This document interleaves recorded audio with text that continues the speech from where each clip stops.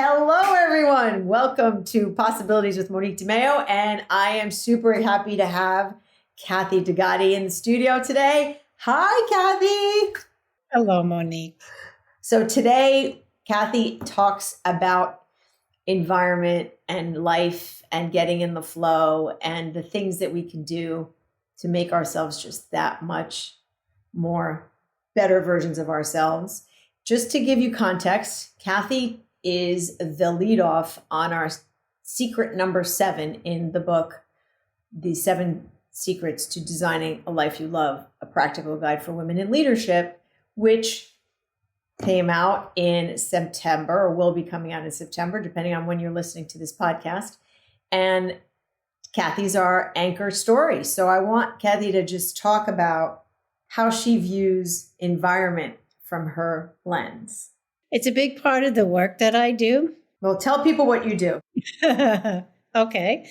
I am a nutrition and lifestyle coach working in functional medicine. I specialize in food sensitivities, autoimmune conditions, and food in the brain. So many of the people that come to me have been struggling their whole life trying to get an understanding of their body. And very often they take personal responsibility for things that in a way that is not helpful. They tend to denigrate themselves rather than get to why it is that they struggle. And very often it comes from the environment in which we live. There are some situations that would make it very challenging for anyone to be successful. So it's important that you look outside of yourself if you're not getting where you want to go in your health and in your success. To give us an example of types of clients that have the kinds of issues that you see day in and day out that you are so masterful at solving for. Well, it often has to do with not planning ahead. If you have a calendar and you look at it at the beginning of the week and you plan out the things that are important to you, not just the appointments that you make that are helping other people, but simple things like when are you going to food shop, when are you going to cook, when are you going to do your laundry, when are you going to do the self-care needs that you have for yourself, the gym. And people are continually giving away so much of themselves and not saving any time for their own personal care. And any of us, if we decide we're going to get up in the morning and just wing it and be able to figure it out, are pretty much doomed to fail before you even start. Living a good, healthy, successful life requires forethought. And it doesn't require actually even a lot of planning if you get into a habit of doing on a pretty consistent basis. But you can't just wing it. You have to be willing to state your priorities. You need to block time off on your calendar to make sure they happen. And you need to make those appointments as important in your life as the commitments you make to others. So you have to be intentional? That's the perfect word. You have to live a conscious life. You can't go about just on autopilot. And a lot of what we do is on autopilot. It has to be, because we couldn't be able to do all that we do in 24 hours if we had to think through every movement that we make. But you need to be able to create certain habits that allow you to connect with yourself on a daily basis so you can check in. Is what I'm doing really working? And if it's not, what has to change? And if you're willing to stay awake and be conscious and spend a few minutes asking those questions in any given day, beginning of the day is a good time, and again at the end, you can start to make small self-corrections that can make a huge difference in your success. So give us an example of what that means. And, somebody that's listening to this or watching this, they're like, what do you mean autopilot? What do you mean planning? What does that mean? Well, a lot of what I do is around food, and we forget sometimes that the human body has certain needs that need to be met. And even though you may be able to push through and not fall over dead and get up the next morning and do it again, doesn't mean it's the right thing. And if you really want to function at your best, you have to take into consideration that the body needs sleep, it needs exercise, and it needs fuel. And When I work with someone, I like to send them a week's worth of menus on Friday. You get to look it over, pick one or two new recipes you might want to try, make your shopping list, shop on Saturday, go out to dinner, because I don't like to do both on the same day. And then when the food is in the house on Sunday, you can do some meal prep so that during the week you can throw together a healthy meal and it won't take you all time and day to do that. But if you're not thinking ahead and you think you're just going to get up and get to work and order something healthy, the likelihood is that that's not going to happen. And so often we prove that to ourselves over and over and over again.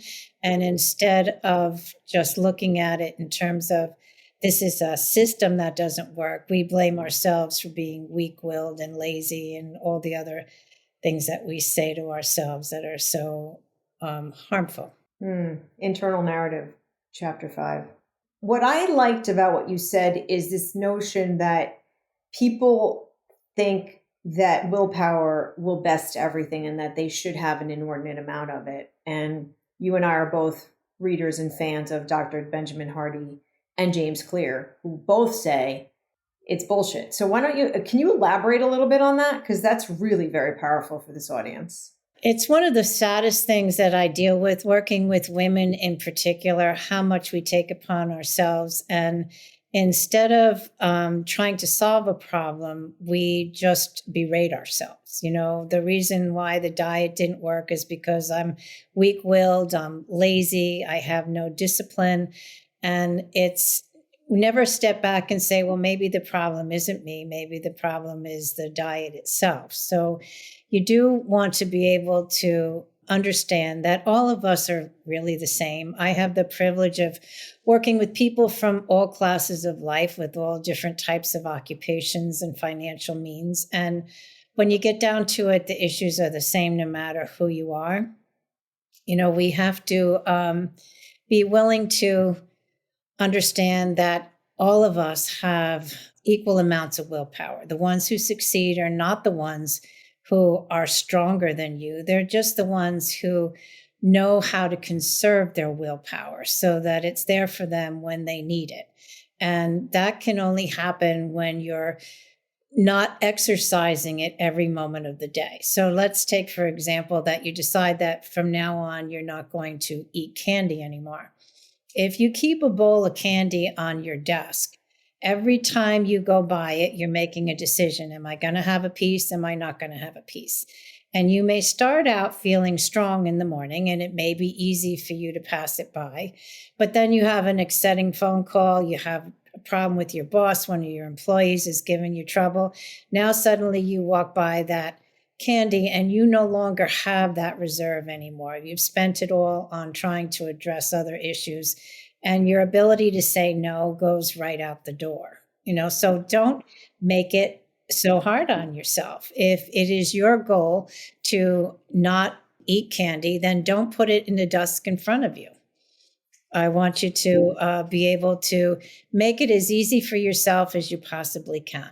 So you and I are both fans of creating habits, creating go-tos, hacks, systems to create that environment and create those habits and create that cadence of life that just makes you get into a flow. Give us some, we'll to go back and forth on some of these things that you do, that you like to incorporate and that you give to your clients and patients. What kinds of things do you suggest, for instance? Well, when I look at my calendar, and what I ask people to do is to write down everything that they do in a day, you know, because very often we'll simply write on our calendar the appointments that we make for other people. And whenever there's a blank space there and someone says, hey, Monique, could you do this at 2:00? If there's not anything on there, you say, yeah, sure, I can, without realizing that that may be the only hour in the entire day, the week rather, that you could food shop or do your laundry or do some cooking of the fruits and vegetables that you just bought. So it's important, at least for a time, to actually get realistic about how long something takes. I'm the worst about that. I always think everything's going to take 10 minutes and it takes an hour. That's a Sagittarius thing. I, I have to get realistic about how much time it actually requires, the time it takes to get there and to get back. And then I have to figure out, when am I going to do the things that are important to me? When can I exercise? When can I cook? When am I going to make my lunch? Those types of things. And so, it's important that you get realistic about how many hours there are in a day.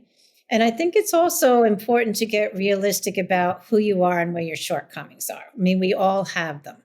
I can't tell you how many times I've gotten up. I work from home. I have a refrigerator full of healthy foods. I figure, I'm just going to throw together lunch when it comes noontime, and I'll eat something healthy. Well, I've made that promise to myself over and over and over again. And 12 o'clock comes and the phone rings, or there's an email I have to write, and then I get engaged, and now it's 2 o'clock and I haven't made my lunch and I haven't eaten. So I could either berate myself for that and say that I'm, not good enough, or I could recognize that that's my shortfall, and that if I want to eat healthy, I have to find some time in the morning to prepare my lunch, because if it's made and I only have to sit down and eat it, the odds are very good that's what's going to happen. So you can either continue to beat yourself up and try and improve on a situation that you've never been able to accomplish before, or you can come up with different rules that help take you through your weak points and kind of set you up for success by allowing for the fact that you know yourself, and there are some things you do well and some things you don't. And you need to be able to create a plan that allows you to be who you are and still be successful at the same time. My favorite thing is, I like, when I go food shopping, I like to prepare my fruits and vegetables, clean them, cut them, put them in glass containers. Yes, people, I said glass, not plastic, much healthier option. And then also do that meal prep where, slow cook the chicken. So I have at least one, two, or maybe more meals, maybe 2.5 meals, meaning like 2 dinners and maybe something to make chicken salad on or something with, or something like that. That's for me a big hack. And I time block my work. So I'll put in, like, the beginning of Sunday, I'll put in my workouts, what I'm going to be doing. If I'm, cycling that night, or if I'm playing pickleball, or if I'm weight training in that morning or whatever, I block it before somebody else can. So I get my self-care in that calendar before anything. And I color code it. So a little anal, it's fine. But if I see not enough of a color, like if I see not enough client work or networking or exercise or something is missing and there's a color that's really jarring, I'll be like, ooh, this week is out of balance. Is that a good idea? Absolutely. If that suits your personality, that's a wonderful way to do it. Yes. Yeah, I don't like surprises as much. I mean, there's always going to be surprises. I mean, surprises in a bad way, right? Like, if somebody throws me a curveball at 8:30 in the morning, I've already made my coffee, prepped my gym clothes, prepped my work clothes, done all that stuff. So I'm at my, I feel like the more preparation you take time to do, the less the curveball affects you. Absolutely. There's no question about that. And everybody has their own method of doing that. Some still use pen and paper and like to cross things off a list. Whatever works for you is a beautiful thing. Yeah. Well, I think your point about you're looking at your calendar. I had a very good friend. She's super smart and has a really big business, and she never time blocked before we talked about it. Like, it's not like you said, if you see a space of 4 hours in your afternoon, you think, wow, that's a great day. No, you have a 7-hour project that you need to complete, but you haven't blocked that 7-hour time project. And you and I are wired the same way. I always underestimate how long something's going to take too. Always. And I think it's also good to be able to look at your week in advance too. We've gotten to where we rely on our phones so much, but when we do, we're just seeing little pockets of time. We never really see the expanse of the week and be able to look at it from a broader perspective. And it really helps. Women especially have such a hard time saying no when they're asked to do something. And so the time blocking is a tool to enable you to say that with greater ease. If you're looking at a calendar and you haven't thought about your week and someone asks you to drive them somewhere and there's nothing in that space, you may say yes to that. But if you truly recognize that that's the only time that you have to do something that's important to you, or get what that you're getting paid for. Yes. yes. So it's easier to say, I really would love to be able to help you, but I am not available then. If this can happen next week on Tuesday, I can block it off my calendar and I can be there for you. And women need permission to say no. And sometimes calendar blocking is a very good way to do that because you're actually seeing how many hours there really are in a day. Yeah, that's amazing. What do you see most from your women clients and patients in terms of what they're complaining about? They come to you and obviously they come with a trigger, but what is it that they typically want to solve for? Weight. Weight. Even if their leg is falling off, the first thing is always I need to lose weight. And they get mystified by their own bodies. Many of the women who come to me are just entering menopause, which is a whole another experience unto itself. And the body changes in so many ways, and they feel alienated from themselves. They don't understand why things that they've done their whole lives are simply just not working anymore. And it is true that with every passing decade or change in life, we need to be able to reevaluate our needs. And people don't. We get used to seeing our plate looking a certain way.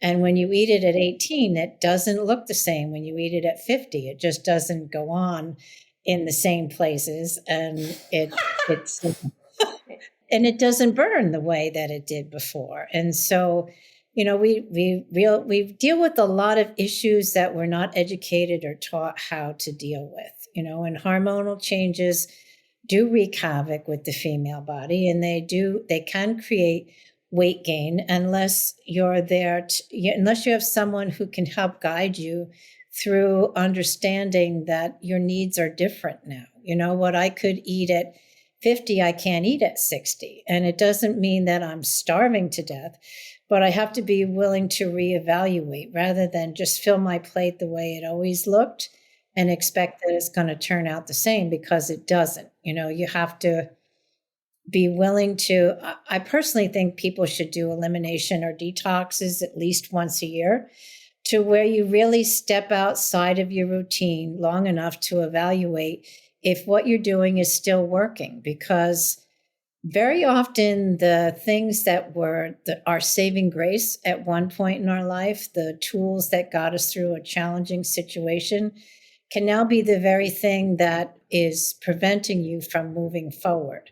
So if you don't take the time to reevaluate, I always tell people the ones who are the most successful are the ones that question the things they absolutely positively know about themselves, because we never hold that up to the light, and it could be something that someone told you when you were 5 and you just keep repeating it to yourself and you never really question, is that really true? And so you do need to be able to question every aspect of your life. Is my bedtime really working for me now? Is my exercise routine giving me what I want? Is my food looking and feeling the way I want it to? Because you have to change along with everything else in your life. Yeah.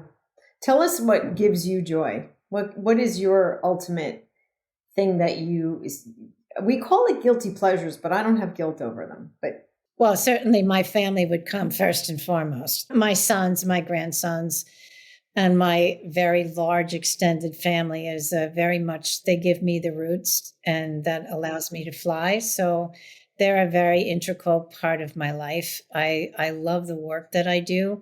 It's very joyful for me when someone is in pain and suffering, and I have the ability to empower them to take back their lives and their strength in their body, and to learn themselves well enough to be able to create a new future for themselves. That's very powerful for me. And I love doing some philanthropy work, which I am a part of an organization with that also. yeah. So coming back to the weight thing, I want to unpack that a little bit with women. And what are the kinds of things that you're shedding light on that people just did not grow up understanding, knowing, learning, experiencing? Well, I don't think anybody's really taught that your caloric needs change as you get older. As we age, calorie restriction is very anti-aging. We do require less. Sugar plays a role that is so profound, and people aren't recognizing that either.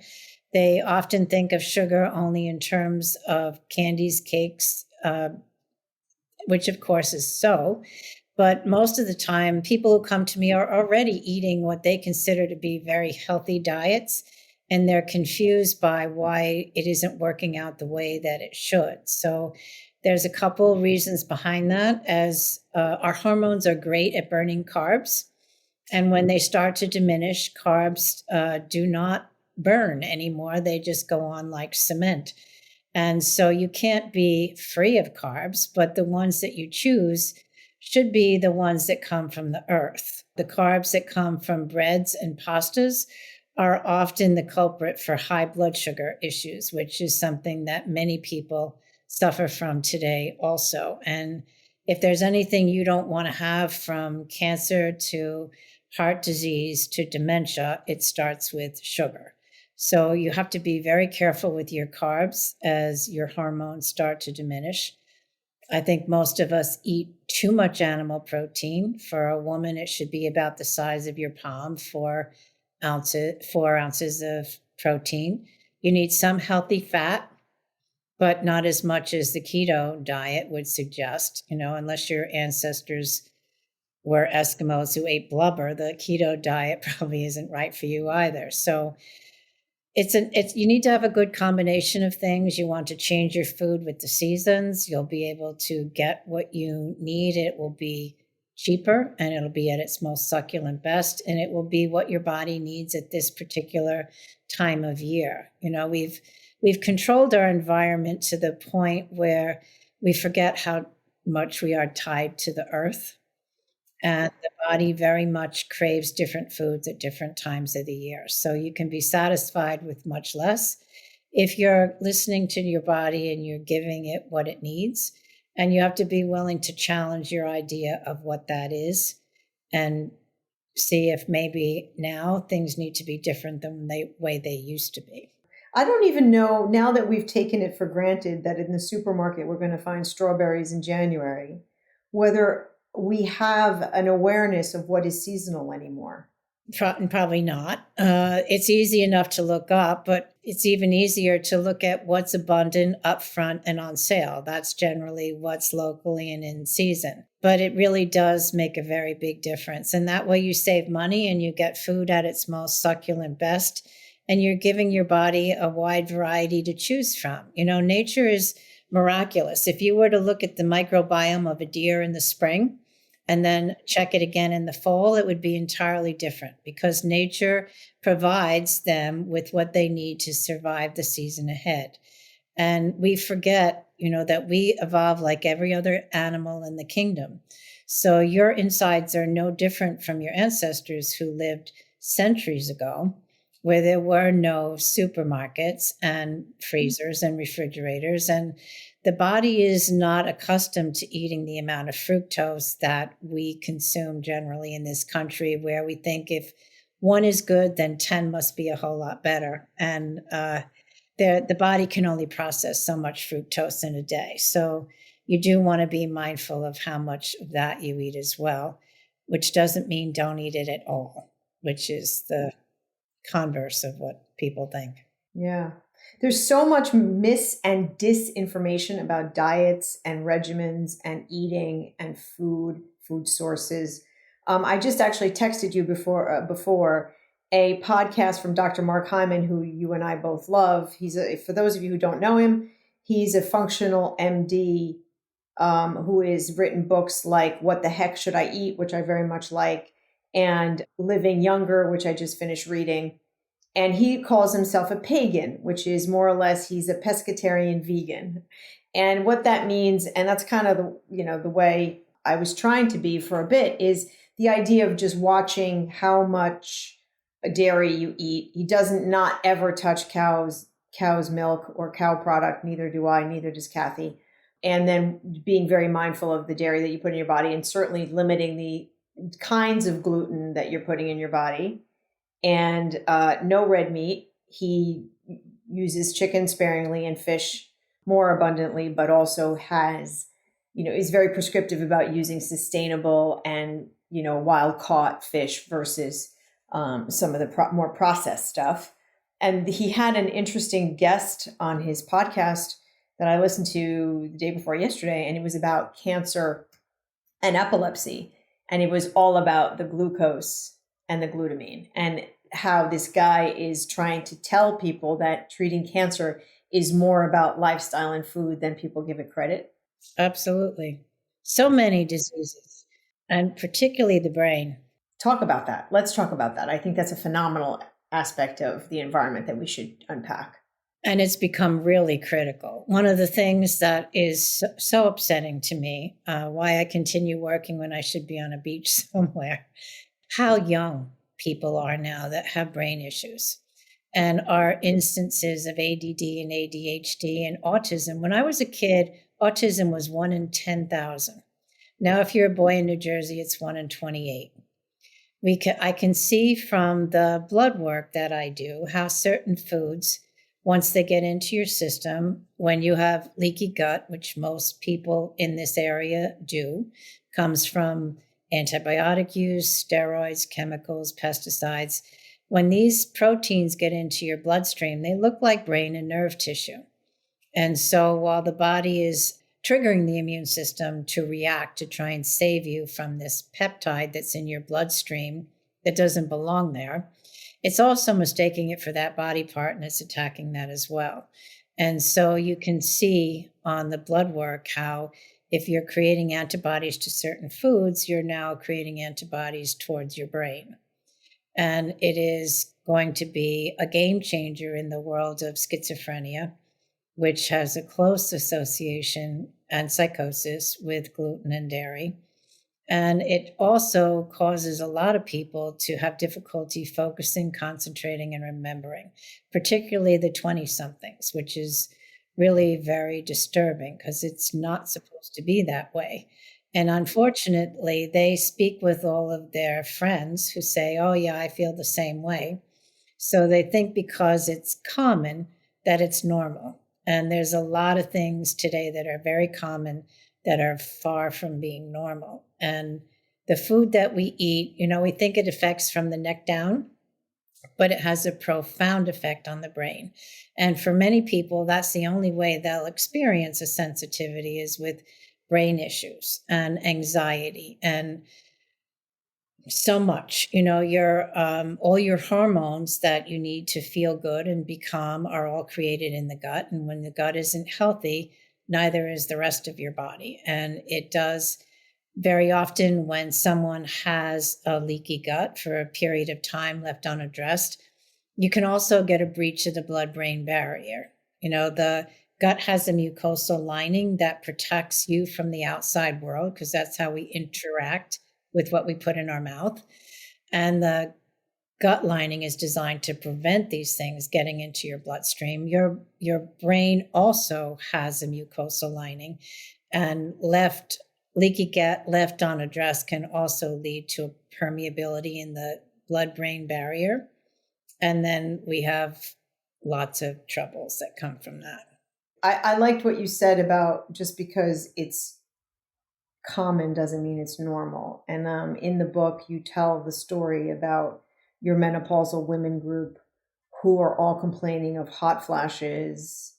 And tell us some of the other symptoms that they were experiencing. And you were like, ladies, this is not acceptable, not normal. Can you elaborate on that story? Yeah, sure. I mean, hair loss is very common, anxiety levels, difficulty sleeping, hot flashes, weight gain, nothing seems to work right when the hormones get out of control. But that too, we've come to accept as just part of what you have to go through to be older. And I can tell you that I have never in my life had a hot flash. And I think that we way underestimate the power of food. But what you eat creates every cell in your body. Every 7 years, you get a brand new body. As an old cell dies, your body removes it, makes room for new. But it can only build that cell based on what you're nourishing yourself with. So if you're eating, you're putting junk in, junk's coming back out. If you want to have a good, healthy cell, you have to eat the way your great grandmother did. Your insides are no different than hers. My grandmother was born in the early 1900s in Paterson, and there were no supermarkets, no cars. People ate what was local and in season. There were no ice boxes. So there were ice boxes, no refrigerators. And so everything that she ate was how we've eaten as a species for hundreds of years. And it's what we're designed to eat. Nowadays, people think that they can make a decision about how their body should best run.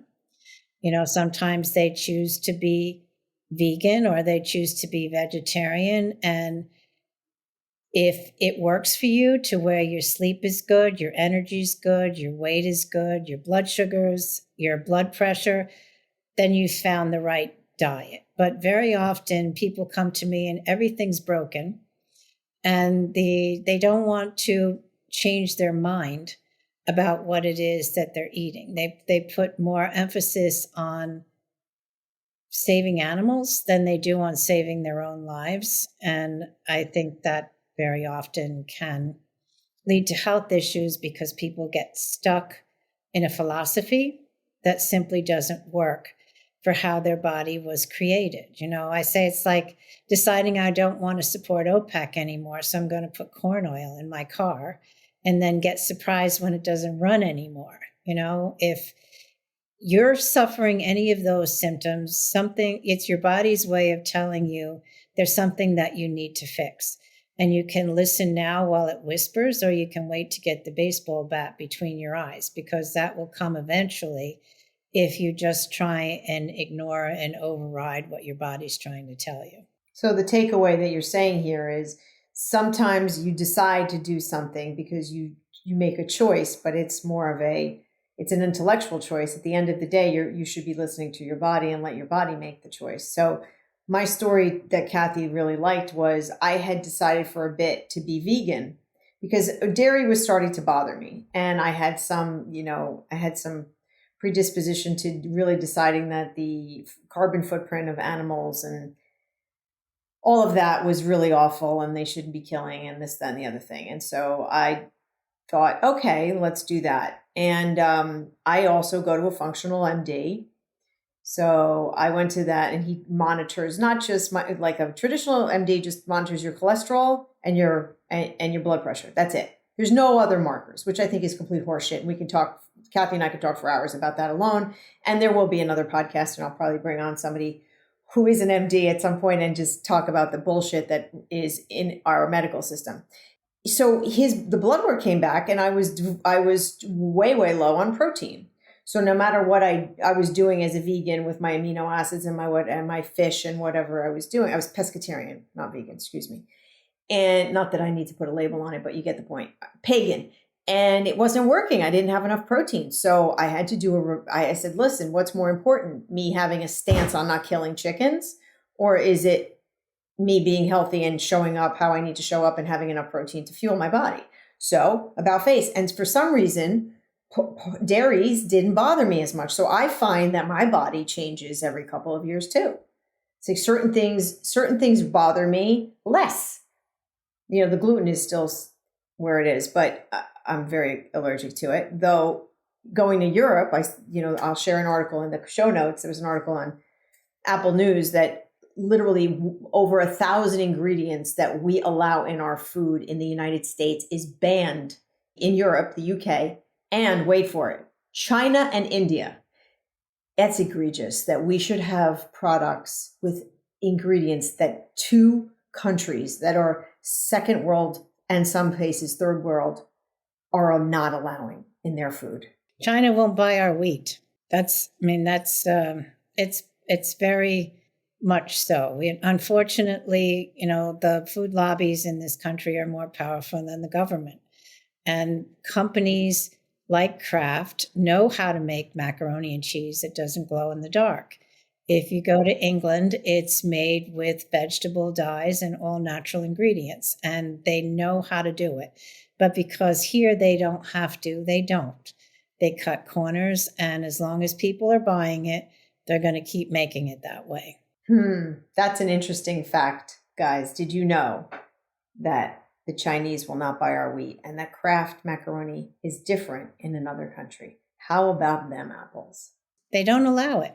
They do not allow the chemicals and pesticides that we so freely eat in this country. And it's mind-boggling how much of an effect it is having. It is why each generation is inheriting a weaker immune system than the one before, which is why when I began my practice, I couldn't get anyone under the age of 50 to even talk to me, because that's when things just went, the body was like, I'm done with you. I'm going to sit here till you figure it out.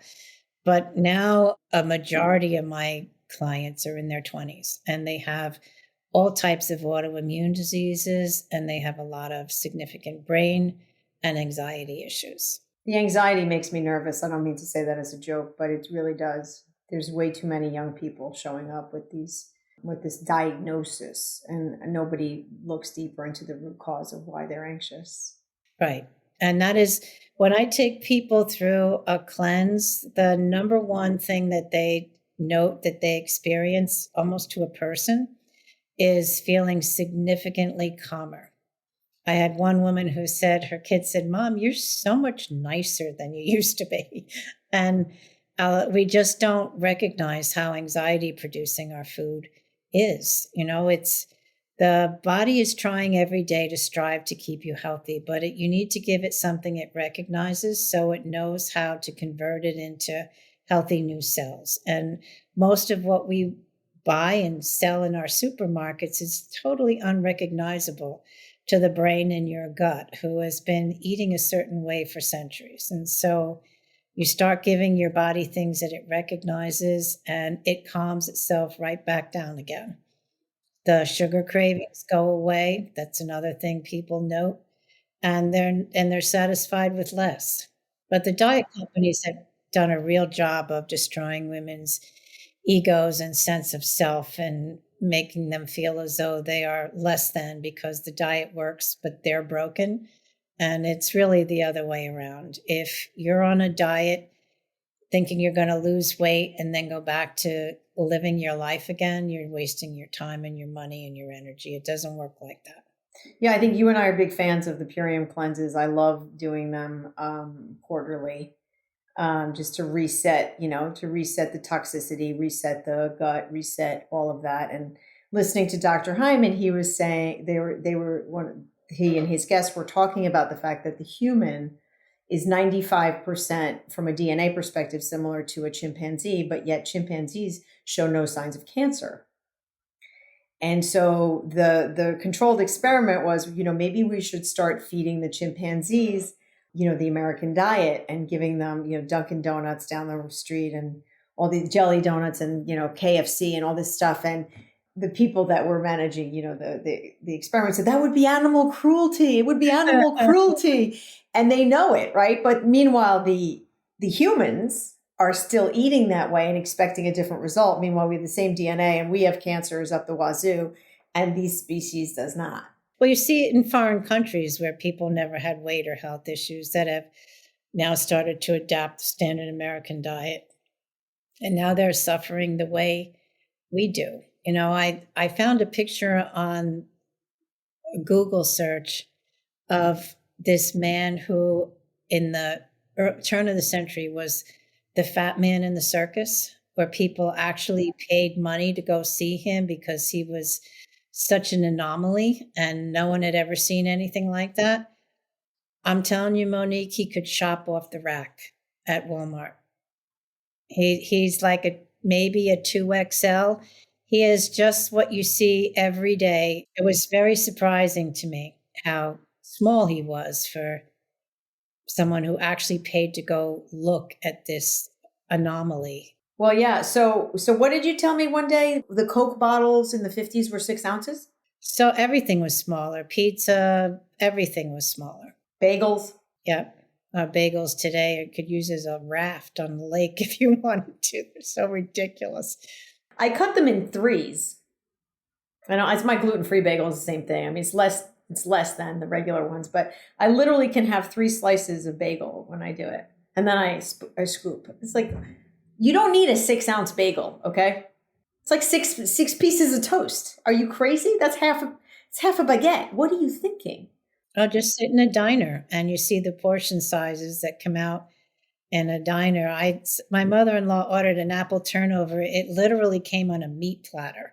It was so absurdly big that it was ridiculous. And of course, everyone in the diner they don't even fit in the seats anymore. It's really sad. Crazy. Well, okay. So back to environment, and as we, we have to just be mindful. It sounds to me like you're espousing mindfulness in so many ways.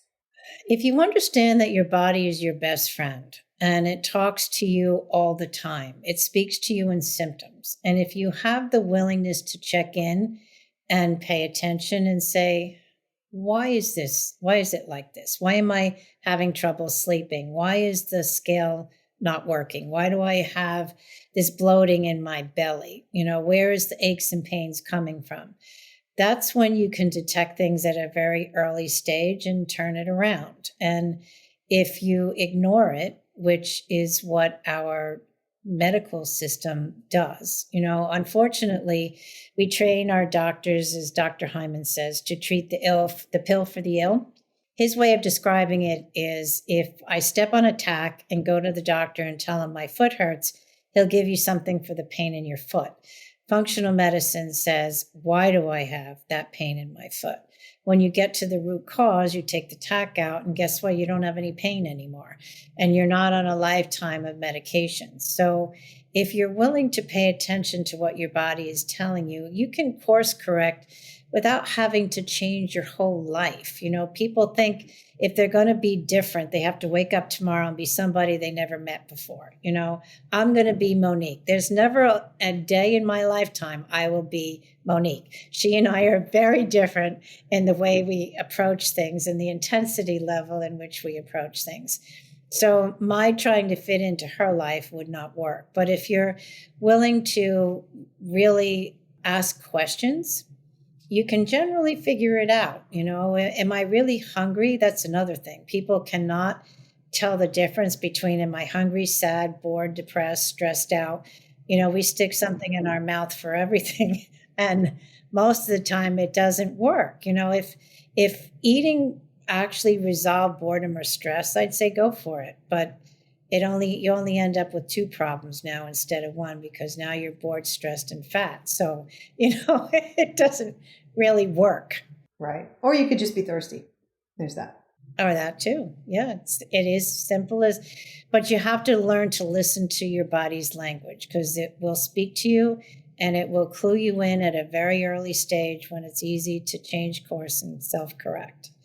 Okay. So to start to wrap up, I think what Kathy, some of the takeaways, and let me make sure that I didn't miss any, Kathy. We have, just because it's common doesn't mean it's normal. That's a big one for everybody to think about.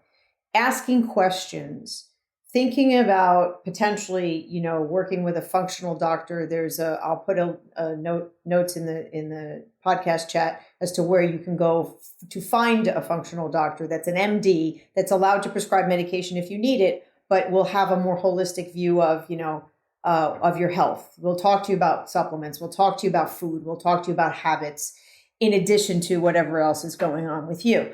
Kathy's saying, you don't overthink and overestimate your willpower. Everybody's got the same amount of it. Set yourself up for success by not testing it at every minute of every day.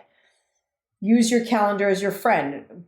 put on your calendar the things that give you joy, things that light you up, things that are important for your self-care and for your own feeding of the soul and the body. And again, I think that she's saying find a better connection between your body and your mind, because I think we're very disconnected from that, and we're disconnected to our food sources. So chicken does not come in a saran wrap and styrofoam. Somewhere along the line, it was an animal that walked the earth and clucked or something. I don't know. But that's, connecting to your food group. Try to eat seasonally.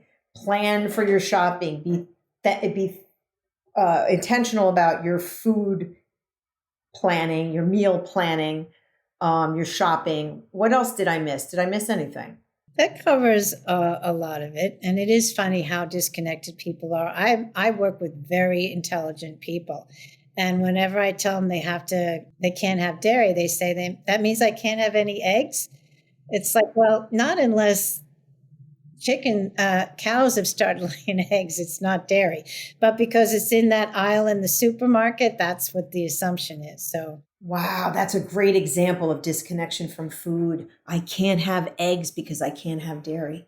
During COVID, too, the freezer section of the vegetables would be empty. I found one box of okra, but the fresh food was abundant, and people don't recognize that you can buy fresh food and freeze it. Bird's Eye doesn't grow it in those little boxes out in the field. You can do the same thing. Right. So we've had the privilege of having Kathy talk to us not only about our environment and giving us joy and creating a life that we love, and from that perspective, but also all sorts of information and validation on the health side of wellness. And for that, I thank you very much, Kathy Degatti. That was amazing.